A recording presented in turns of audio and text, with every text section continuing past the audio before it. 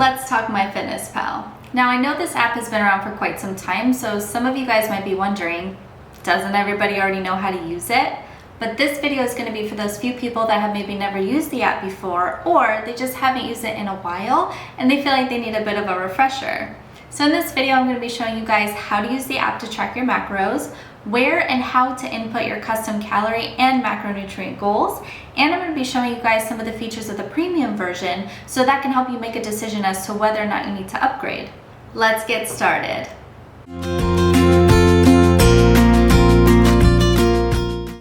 Alright, so first let's start with some of the basics. When you first download and open the app, it's going to ask you for some basic information like your height, weight, activity level, etc.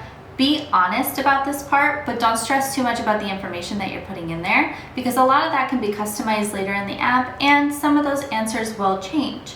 Now the reason I say this is even if you already have the app and you have information that you've entered previously, don't stress out. That's not really going to impact what we're about to do. I'm going to be showing you guys the free version of the app.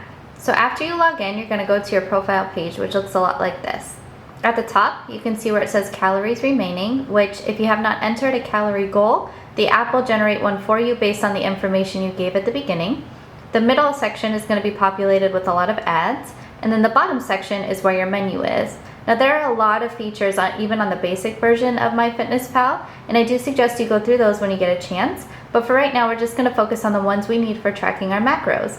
So let's see where we can enter in our custom calorie and macronutrient goals. You're going to start by going down to this menu here that says More. Click on Goals, and then click on Calorie, Carbs, Protein, and Fat Goals. Here you can see your default goals are all set up for each of those categories. So let's say you want to change one. I want to change my calories from 1500 to 1300. So you simply click on Calories, and this box will pop up at the bottom giving you options to change that number. So you simply backspace and you would type in 1300 and click the check mark. Now the box is updated to say 1300 calories. Now let's update our macronutrient percentages. To do this, you just press on one of the macronutrients. I'm going to press carbohydrates. And a box should pop up at the bottom of the screen giving you options to change those percentages. So let's say I want to make my carbs 30% instead of 40%. I would simply just spin the wheel underneath the word carbs until it says 30%. I would want to keep my protein at 35%, but I would like my fat to be 35%. So I spin the wheel up to 35%, press the check mark, and here are my updated numbers.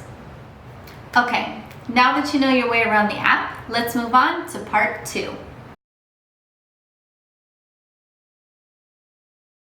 The two screens we're going to be focusing on for tracking your macros are going to be your diary and the nutrition screen. Let me show you how to find them.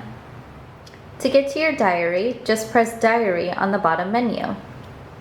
Now you can see you have places to add in food for breakfast, lunch, and dinner, and then at the very top it tells you what your calories remaining are. To get to the nutrition screen we talked about, you're going to want to tap that box that says Calories Remaining. Make sure you're on the middle tab that says Nutrients, and you will see that on the left all the macronutrients are listed, and on the right are 3 columns. Now as you fill out your food diary, each of these columns are going to populate with numbers. So the total will tell you how much of each category you've eaten already. Your goal is just a reminder of what your goal is for those categories. And left is to tell you how many grams you have left for each of the categories. Pretty simple stuff, and this is going to make your life super easy as you track throughout the day or as you plan in the morning for the day to come. Let's practice tracking something. Go back to your diary. Under where it says breakfast, click the button that says add food, and in the search bar, type in banana. MyFitnessPal is a huge database, so it's likely you're going to find whatever food you're searching for. And at the top there you can see it says banana 1 medium. Let's click that one. Here's all the information you could ever need to know about that banana, including calories and macronutrients. So if you're going to eat this or you have eaten this, you would click the check mark, and it's going to add it to your diary. As you can see, the calories remaining has immediately gone down because of the calories in that banana, And if you were to click calories remaining to your nutrients screen, you can see that some of those numbers in the columns on the right have changed, and now you're able to see what you would have left for the day. Now comes, in my opinion, one of the coolest parts about this app. If you have a food that has a barcode on it, which would mean it comes in some sort of packaging, you can save yourself a lot of time searching for that food and entering it into your diary by just using the barcode scanning feature on MyFitnessPal. For instance, if you wanted to track this granola bar into your diary with this barcode on it, you would simply hit the barcode scanner, hold it out over your barcode, and there you have it. It entered in all the correct information in like less than 2 seconds. This is a really handy feature, and you should try to use it as often as you can. Okay, so now we know how to put food into the diary. So let's go ahead and move on to part 3. Using the diary portion of this app is a really effective way to track your macros, and it's going to save you a lot of time. I personally have found so much success using it myself, which is why I advocate for other people to use it as well. So there's 2 ways you can go about tracking your macros in the diary. You can either plan out your whole day in advance, or you can sort of track as you go. Now, if you decide to plan out your day, that would involve sort of picking and choosing each of the foods you want to eat and in the proportions that are going to fit your macros. Then, once you've planned out every single thing that fits into your macros for the day, you just stick to those meals and those foods and you don't deviate. The other way to do it would be as if you were to track as you go and you sort of put in information as you're eating, so that at the end of the day, you check back and you see what calories and macronutrients you have left to decide what your last meal or your last snack is going to be. Either one of these ways is going to work as long as you're hitting your macro and calorie goals. But in my personal opinion, if you are brand new to counting your macros, I would highly suggest planning out your day and meal prepping in advance, because it's really hard once you get started and you're out and you're about and you're busy to stick to your macros and to be able to find foods that are actually going to fit and not throw you off course. Alright, now that you know your way around the app and how to use it to track your macros, let's move into the final part of our video. Now, if you're wondering whether you should get the free version of MyFitnessPal or pay for the premium version, here's my 2 cents. The basic version offers you so many features and options that you can use, and today we really only touched on a few of them. So if I were you, I would download the free version first, go through and check it out, see what kind of features and options they have, and then make a decision from there. Because truthfully, if you're a beginner and you've just started your new nutrition plan, the basic one is going to give you everything you need and then some. If you're a little bit more advanced and maybe you've been counting your macros for a while, the premium version does actually come in handy for that.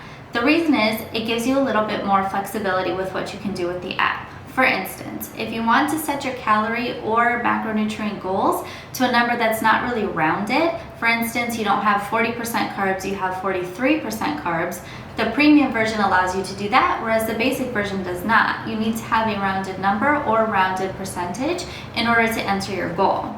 The other things you can do is set daily goals where you can change your calorie and macronutrient goals for days at a time, so that when you have like a high carb day or a low carb day, your phone and your app will automatically update to those days instead of you having to manually do it yourself like you would have to do in the basic version. For me personally, I've always used basic, and even when I carb cycle or my calories change for the day, I just go in before I input any of my information, change my goal, and it will update automatically. So I've never really found that to be an issue. But with that being said, I always advocate for you guys to find out information for yourself. And luckily for you, the premium version does come with a 1-month free trial. So if you want to just try it out and see what they have to offer, and if that works for you, I say go for it. Thank you guys so much for watching. As always, if you found this video to be helpful, go ahead and press that like button and leave any questions you have down in the comments below. For all my H.I.N.T VIPs, you guys are the coolest, and if you haven't become one yet, or you haven't even read the free book that we're giving away, I'm going to go ahead and leave that link in the description so you can get that now. I'll see you guys next time.